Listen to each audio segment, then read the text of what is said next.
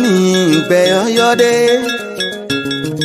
o bàbá Jésù tún kàn mí o eye dèdò sanfọ bókaná mi dùdéjì akọlọ tún kàn mí o esọnà mi sùn àmẹ tọkìdè ngbè gànjí bàbá Jésù wàjáwù náà mi ewu tún lọ njẹ jorogogo nyina tó.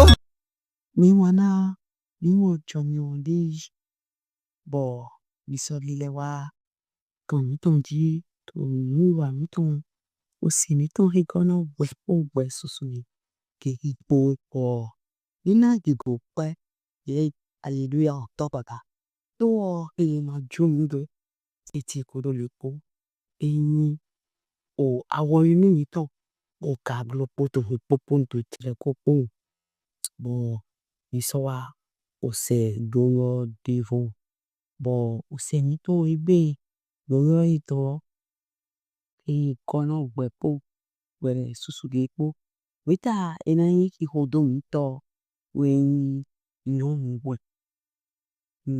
ngbo ite dosu ngbo na wa iska no ngbo bo to we ite dodo kin ngbo tai bo bu ndin duna to ni to fiton lede ngbe do to ngbo do ni medina kundi mona do ngbo Jesu mo ngbo ma iro ni ngbo lo pelo po to ali ho lo po me de pe ma yo to de adavu po kalichi ngbo edo shiba eto taji do mi onu ngbo lo bo tin duna tole yule iro o ngbo do nu he tin to gbe si so me to jele de me di de do na no do nu he tin to gbe si so me to jele de me di de na no do bo de na no do bo ina do ye me le po bo ina do yi pipi bo be ya ta de na me lo ndo apade ji ngbo e do shiba emi so aikmo apade boji ewende ite utu ndodo ewende nwezu mo ndodo ewende ino mlo mi do po iwe me mi bele son alenu koko me mi na ngo ndele tin bo ngbo bo nwe sobe bo idura nwe to kile dele mi bo medele tin ima mo ko je me bo mu kuma mo je me yeton ayi chakodo chiwe ewego bo me apajile ohone ton titan kan we doni o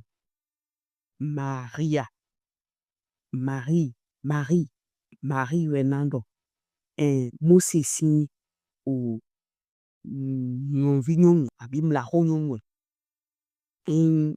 mi we ya to ngbo mi na ro yemi atop ye topo no e topo ji lo pono yi Aloni lo pono yi Marie lo pono yi Mosi we do to bode lo yin bo wende Mosi e da yon we da Ethiopian we bo Maria wa fun bo singidi po Odo Aloni do ahwame do ite otu e lanta Ethiopian ya ntoli kombocha Ethiopian Africa apasa ibuvuna apasa yo wetinto Occidente ye Oriento tan lo me bo no de vena Mose kaduni me sento chiwe eto ezim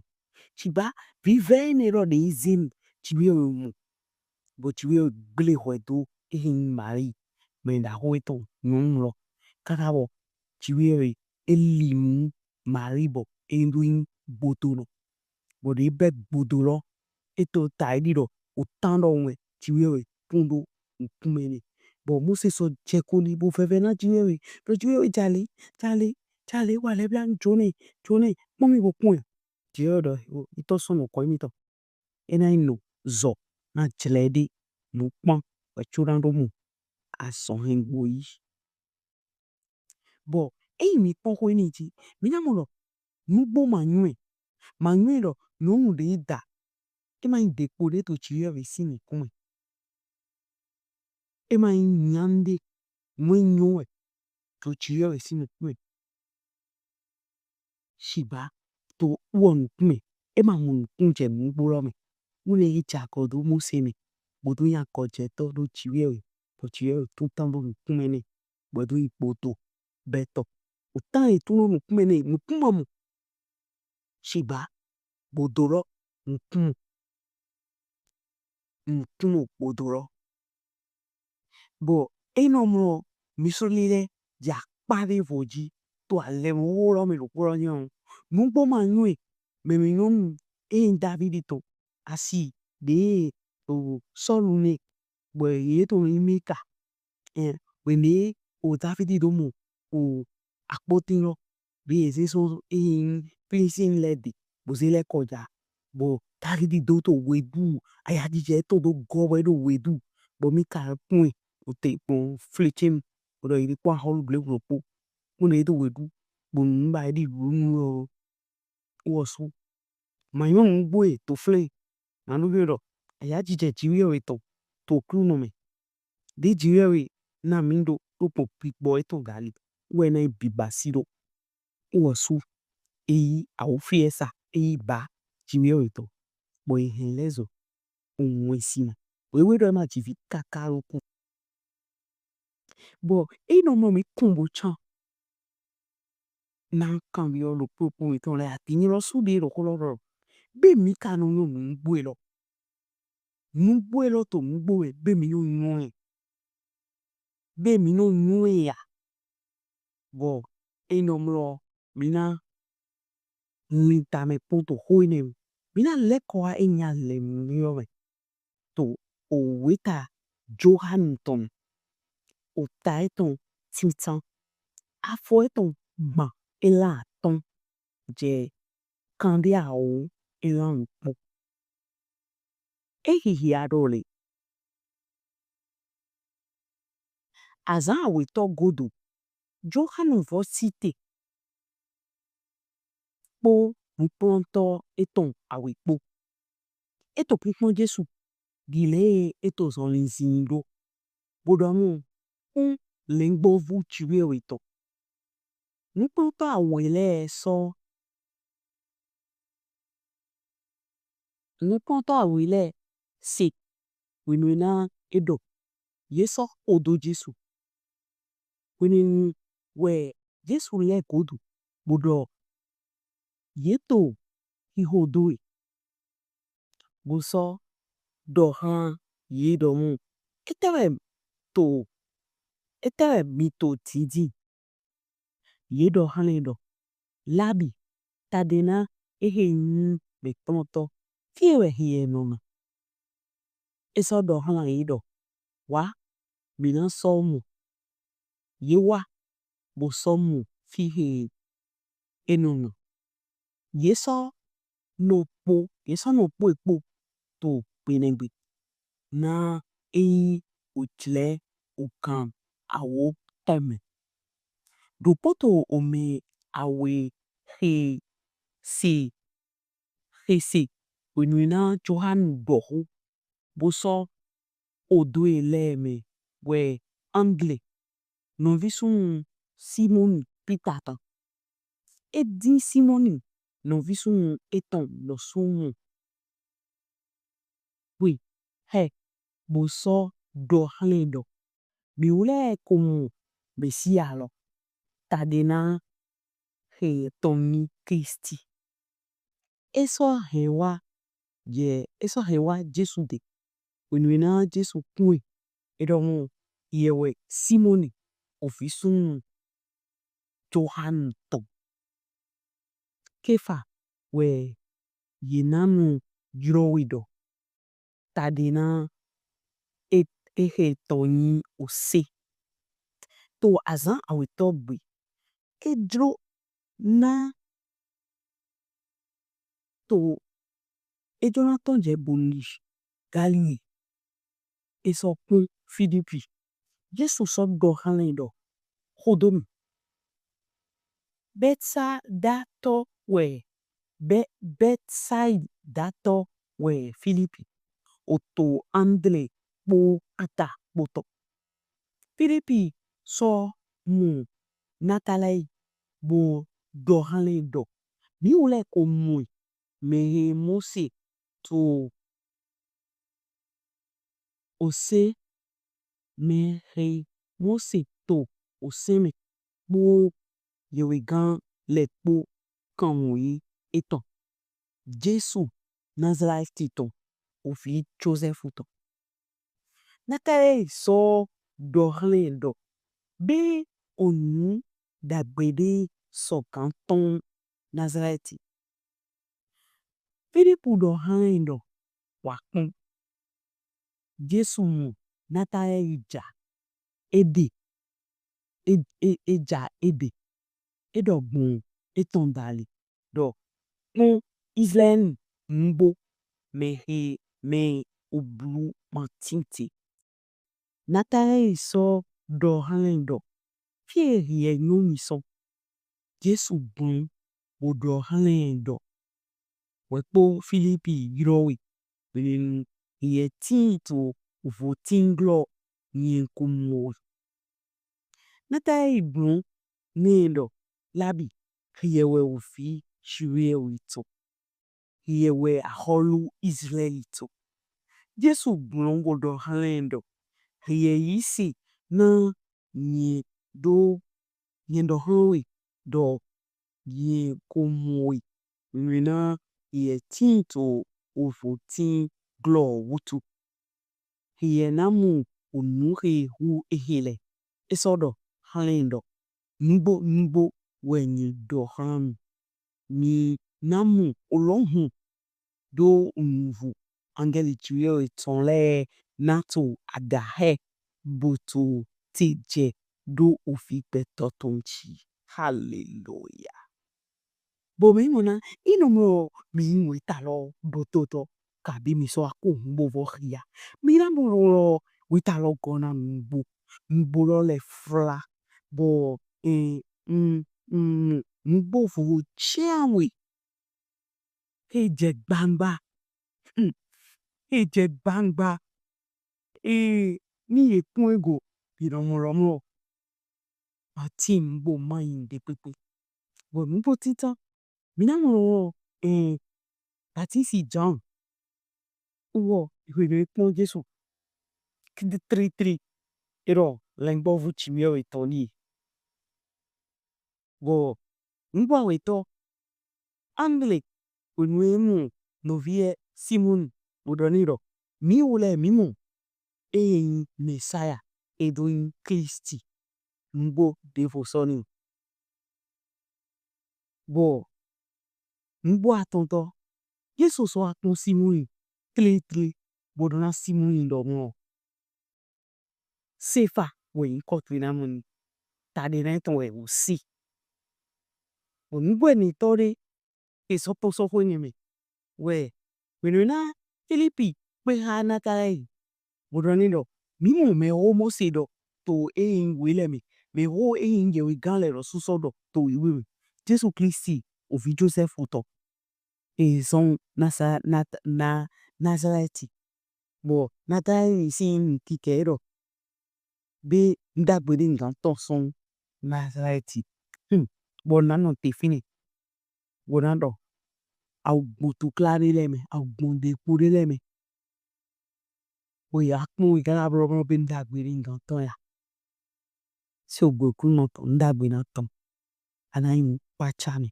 to le do tui to me do tui me to tui me to akota de voleme o kunodo kan ila ido fide body mi le kwa weta me nemu mbo chopoto we Jesu ludo we cho ado bu votinsa yin ko yul bu yo o Philippe do.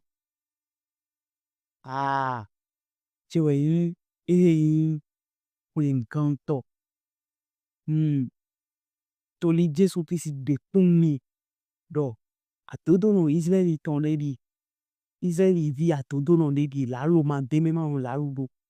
We was sudi e wa ja kun de la chi Jésù Kristi be. Bo Jésù do. Ado kun twede.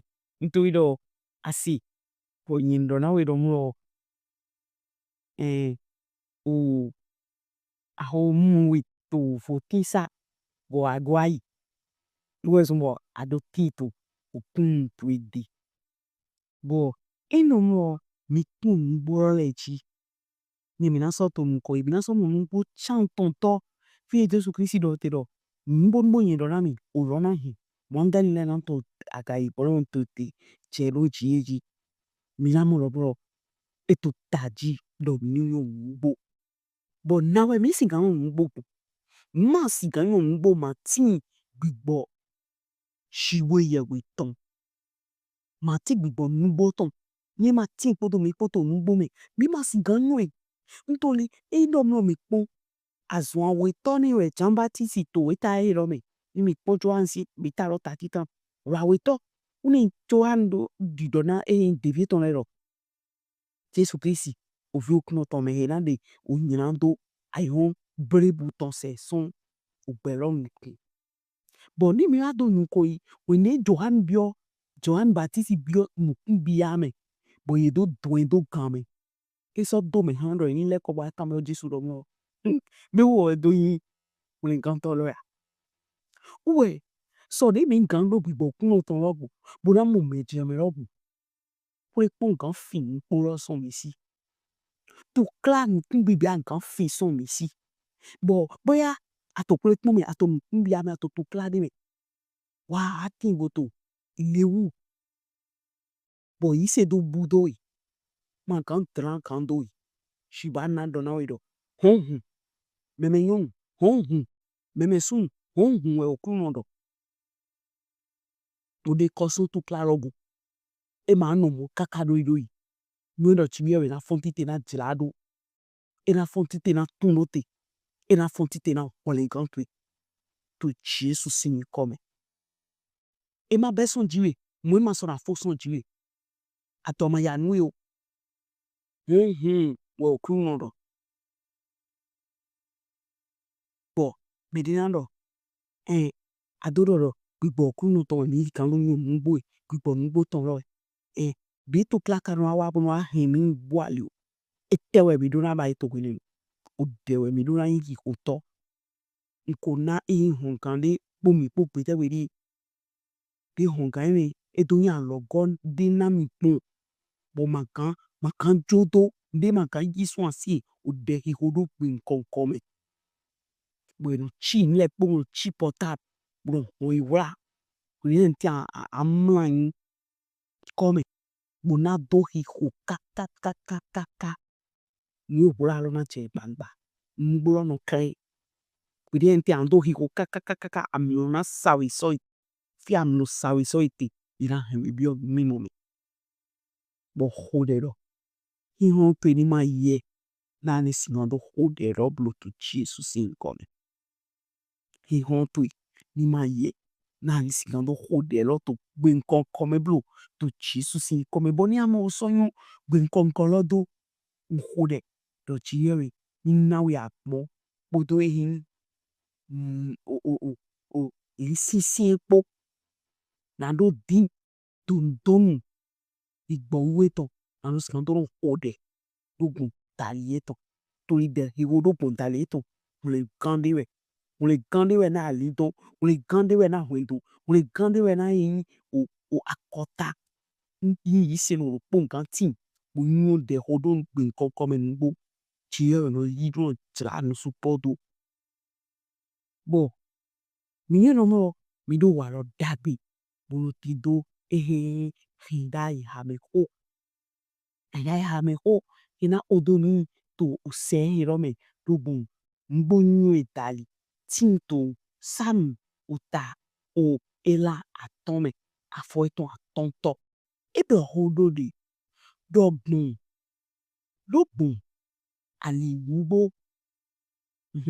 dómìgbọ̀n dómìgbọ̀n àlìhò dómìgbọ̀n àlìnúgbótò èjì. Bòsọ́ kpọ́nmì náà yẹ̀wẹ̀ ṣìwẹ̀wẹ̀ wòlìgán ṣètàn yẹ̀wẹ̀ yẹn nọ̀tẹ̀pọ̀n tó àsán pòpògè mọ́bọ́hìà. Dómìgbọ̀n àlìnúgbótò èjì. Bòsọ́ kpọ́nmì náà yẹ̀wẹ̀ ṣìwẹ̀wẹ̀ wòlìgán ṣètàn yẹ̀wẹ̀ yẹn nọ̀tẹ̀pọ̀n tó àsán pòpògè. Dómìgbọ̀n àlìnúgbótò èjì. Bòsọ́ kpọ́nmì náà yẹ̀wẹ̀ ṣìwẹ̀wẹ̀ wòlìgán ṣètàn yẹ̀wẹ̀ yẹn nọ̀tẹ̀pọ̀n tó àsán pòpògè. Nínú tèfìmá yín òkè hòtọ̀ bàbá tó Jésù sì ń kọ́ mi. Mi lọ ndo ina jọjẹ mi mo yí tó mi mà mi tán lọ mẹ. Dòpò yín ń gbó inú ẹ̀ dálé. Bọ̀ mi pọ́n dọ̀ mi lè máa yàn ń gbó ẹ̀ àdàwọ̀ gbòǹgbìgbọ̀ nùgbò ìtọ̀tọ̀ dálé. Bọ̀ ẹ máa sọ ìdọ̀ dé gbìgbọ̀ nùgbò ìtọ̀tọ̀ lọ. Bí tó mi rẹ̀ mi kan dọ̀ ní sísí hàn zizi nàdó yóò ń gbó tó pépé mi àdàwọ̀ wẹ̀rẹ̀ mi mọ̀ jọjẹ yìí nàdó skan ló hò dẹ̀ tó gbìn kọ̀kọ́ mi. Bọ̀ ètò tó rí àdọ̀ mi máa mọ̀ ń gbó yún ilẹ̀ tó wéwé mi ìjàkọ̀ tó ìdílé tí wà hò kódó yín gbòtò pọ̀ ìdílé tí a hò kódó yín òfin máa mọ̀ jí pọ̀ wẹ̀ sí pọ̀. Bọ̀ mi kò dẹ̀ tó Jésù sí ń kọ́ mi tó dílé mi ní títí ànínà mi àlọ́gọ́ nàdó skan ló ń gbó ẹ̀ tó mú ìwà mi tán lẹ́rẹ̀ mú sísá mi tán lẹ́rẹ̀ àgùn mi tó ọ̀kan tíṣà mi tán lẹ́rẹ̀ tó àgùn fi chẹ́chẹ́ tó àgùn fi lọ́rùn àgùn kan tó àgùn kan lọ́rùn àgùn fi chẹ́chẹ́ tó Jésù sí ń kọ́ mi. Mú ẹnu àwa mú na búrú tó dùn mi mú tábìlà dùn mi bọ̀ mú gbóná jà bú bẹ́ bọ̀ wìyàn ló bẹ́ zindidi ló bẹ́ kíkọ́ ló bẹ́ mi hò dẹ̀ tó yàn lẹ̀ mi yé bla tó Jésù Kristi Nazareth tó sì ń kọ́ mi. Mo nyà ẹ̀ jẹ́ yín òye yín fi hùhù lẹ̀ tó Jésù sí ń kọ́ mi. Mo hò dẹ̀ lọ bàbá ní hàn gbọ́dọ̀ yín jọ mi òpó nàlọ́ ló ń dì mú gbó ẹ̀ torí àdọ́mọ́ mi ní hòhùn èmi náà hùn náà mi àdọ́ mi ní tì mí náà mọ̀ àdọ́mọ́ mi bí ọmọ yẹn náà mi ní hùn náà ló ń dì mú gbó bàbá ṣe dọ́ náà mi tó dọ́ àwòrán náà mi tó inú ibùdó tó mi lẹ́rìn tó kùn ètò mi tó lẹ́rìn tó àsopọ̀ àsìkò tẹ́tí tó méjì tó hàn fídàlì tó fídàlì tó hàn mí tó dàlì bàbá hò dẹ̀ tó ń kọ́ Jésù Kristi Nazareth mi gbogbo tó yẹ nínú mi wòye sísà mi sì náà tó yàn mú gbó ẹ̀ lọ nàlọ́ skan tó yí sàn òpó iná ẹ̀ nínú ẹ̀ òpó iná ẹ̀ sọ yí sàn tó Jésù Kristi Nazareth mi gbọ́ àlọ́ náà mi ní mímú tó mú kọ́ yí gbèjì sọ yín bàtísì jàn tó mi wọ́n rò pọ́n lè mọ̀ lọ́mọ́ òfin jẹ́ ọ̀rẹ́ tán lọ́dẹ èdò ilẹ̀ ń gbọ́ fún ẹ̀ náà kọ́ yàn tó àìrò blébù tán lọ́sẹ̀ èso àdìbò ti dìbò kákà bọ̀ tó dídó bó yìí ṣe bó o sọ àkàmẹ́rọ bẹ́ẹ̀ wọ́n ẹ̀ ní nǹkan tọrọ yà wọ́n ẹ̀ dúró wà mú bẹ́ẹ̀ bàbá tó pé pọ́n wẹnu tó dé pọ́n mi tó rẹ̀ mi àdìkẹ́mi tó dídó lọ bó bó àdìkẹ́mi yìí ṣe lọ bó bó àdìkẹ́mi bó búdó mi bó náà mi mo jẹ́ mi ló bò nú bó tó mi tó àsán wíwà mi tán lẹ́mi tó jìlẹ̀ mi tán lẹ́mi ló ràn nọ́ọ̀zọ̀ ló ràn àsopọ̀ àsìpọ̀ ló ràn àsì ló ràn àsó ló ràn mẹ́jìtọ́ ló ràn òfin ló ràn àgùnkàn ló ràn àgùnfí tó ràn àgùnfí ló ràn àgùnkàn ló ràn kọ́mẹ́ra ha gbẹ́ bí èmi náà gbọ́n lẹ́ pátá tó Jésù sí ń kọ́ mi àdìkẹ́ ní bùtò dó mi blo dìkẹ́ mi bó tó inú rẹ̀ ń jẹ gbangba náà mi dẹ́kun lọ jẹ́ fífọ́ gbèdé mú èmi náà ń ètò mi bó mi bọ́nà họ bọ́nà yí ba sí va họ náà mi de tó dẹ̀ mi náà ló sàn tó sọ̀nù gbọ́ mi tó náà kò yé jà bàbá nbọ́dé rẹ̀ mà náà mi nínú ẹ̀ mi sì kàn dé mi nǹkan báyìí ló náà gígò tó tẹ̀rẹ̀ sébòdò àchẹ́jì tó Jésù sí ń kọ́ mi rẹ̀ ní hò dèrọ́tì ní iṣẹ́ mi wọn náà máa sọ inú kan tó ń bá ohun kan mọ̀ mí ń dọ̀dọ̀ tí mo sọ ń dọ̀dọ̀ mi fún ẹ̀ka tó Kristi Jésù tó ẹ sọ yìí mo ṣẹ̀dẹ̀ ìjà mi lóògùn ní mímọ́ mi tán. ọlọ́jẹ̀ ló jí lè bá jẹjọ́ kókó. kíkọ́ kúnlọ́ kó ìwé tán tó sànfọ́nà mi. jẹjọ́ kókó. ọlọ́jẹ̀ ló jí lè bá jẹjọ́ kókó. ìwé tán tó sànfọ́nà.